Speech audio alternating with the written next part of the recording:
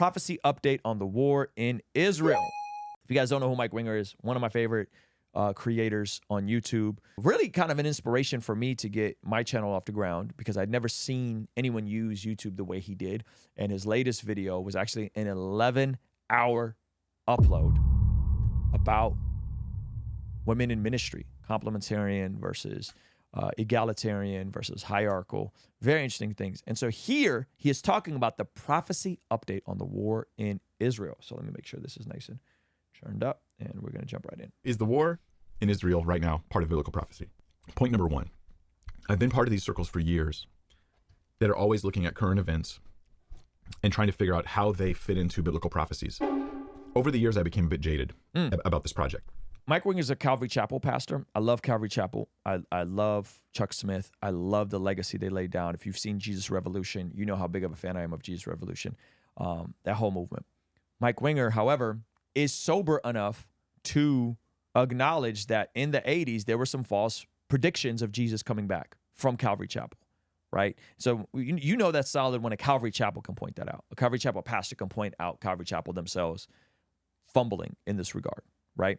And so why? Because Israel was established in 1948, and they felt like within a certain window, Jesus was going to come back after the establishment of the land of Israel, I guess. Okay. And you guys could go verify this. You go watch Mike Winger's video about Chuck Smith and some of his predictions, not prophecies, but predictions that Jesus was going to come back within a year or within this many years. And there were people that were actually caused negative impact on this. People that sold stuff and were really preparing for Jesus to come back, right? Let me clarify, not because I doubt Scripture or because I don't think Scripture has prophetic statements that will be fulfilled in our world.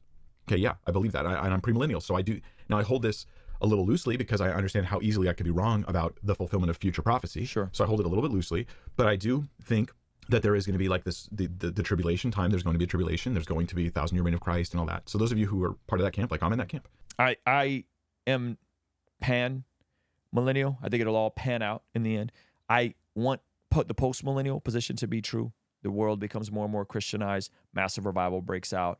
Then Jesus comes back. That's what I would want to happen. I'm naturally optimistic like that, but I don't know. I think it'll all pan out. Mike Winger is premillennial, so there will be the return, the rapture, or I don't know if he believes in a rapture or not, and then the return, the tribulation, all that kind of stuff.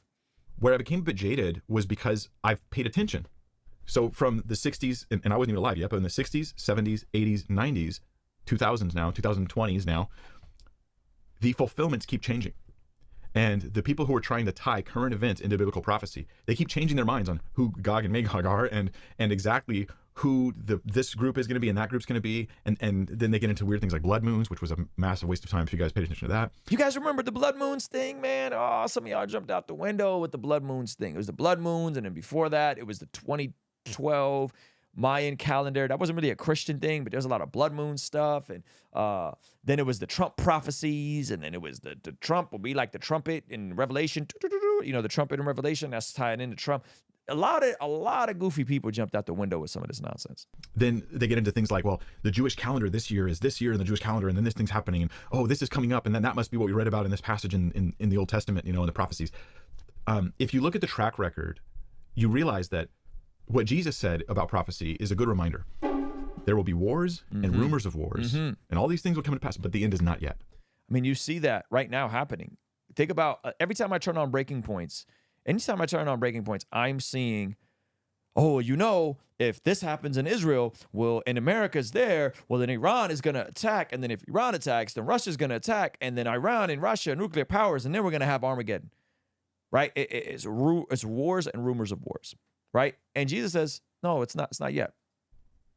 I think that the desire, the good desire to see God moving in the world and to see God fulfilling his word leads us, and then combined with the fact that we only live one lifetime and we're alive for, these 20, 80, 100, 30, however many years, that it gives us a weird perspective on history. So then what I do is I see unfulfilled prophecy and I just drop it into my timeline. Right. It's going to be fulfilled right then. Right. And I don't look back at history a little bit longer and realize, gosh, if I had been alive when the Black Plague hit, I would have thought I was in Revelation. If I had been alive when, when the Roman Catholic Church was persecuting the Protestants, I would have thought that I was in Revelation and the Pope was the Antichrist. Right. Some people did. If I had been alive in the 70s or in the 60s, or if I'd been alive when we were on the verge of nuclear war and they were showing kids how to hide under their desk from nuclear bombs, hope that works, then I would have thought it was all being fulfilled then, right? Depending on when you're alive, all of a sudden your interpretation of these prophecies change. Hey, 9/11, when I was coming to faith, right? I was already going to church for about a year and a half at that point, seeing 9/11, seeing America go to war, the towers coming down. A lot of us thought it was the end of the world or something was about to happen. That was over 20 years ago now. It's 22 years ago. It's crazy. What I'm suggesting is this. Anybody who thinks they're right on saying the current war stuff that's going on, which is horrible, that it is a fulfillment of specific, not in general, just turmoil stuff, but specific biblical prophecies that give us a timeline for the end times. What I would have liked to have seen is them having predicted this ahead of time, instead of them going, oh, look at the current events. Now let me grab those and superimpose it on scripture, just like I did back when it was Cuban Missile Crisis, just like I did back when it was the rise of Russia, or the rise of the Islamic State, or it was the rise of Germany, go back further. Yeah, shout out to Tyler Matthews. He pointed out Y2K. And I just keep sort of importing current events and dropping them on top of scripture. I've seen this too many times, okay?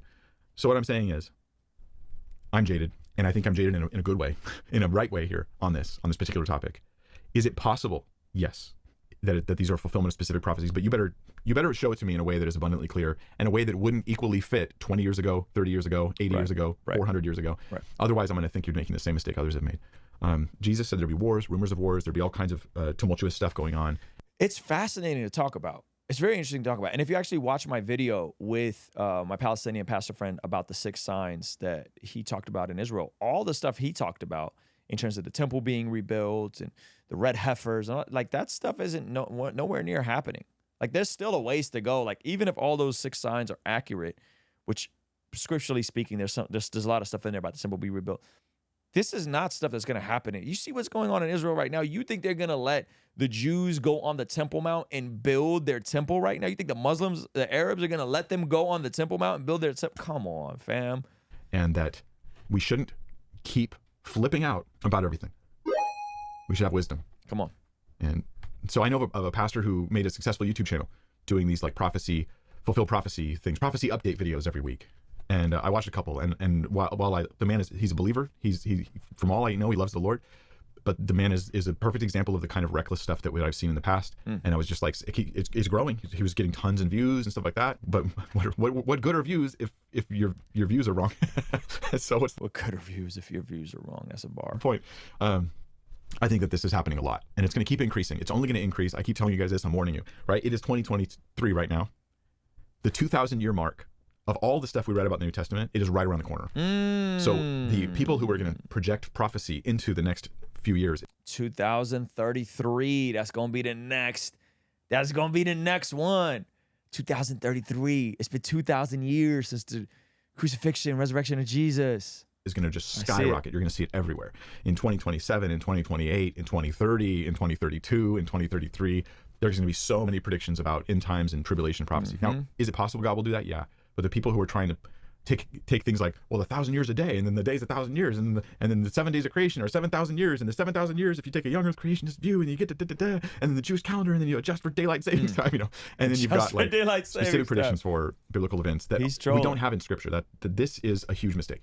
So is the war in Israel part of prophecy? In the general sense of the type of turmoil that we see in the world that the Bible always talks about, yes. In the specific sense of this is this event, here's where we are in the book of Revelation, or here's where we are in the book of Isaiah. We just clicked over to the next verse or next spot. That I'm highly skeptical that we can know that. Shout out to Mike Winger, man. Shout out to Mike Winger. I love Pastor Mike Winger. I love just how sober he is and how reasonable he is and how direct he is. So I appreciate him dearly, and I'm hoping to see him make more short videos like this, because I think a lot of the other stuff that we see, the longer stuff is, it's a lot, and he's creating bite-sized pieces. But yeah, shout out to him, man. I'm super excited to hopefully get him more on YouTube. I know he's been going through some health things, so keep him in prayer in that regard.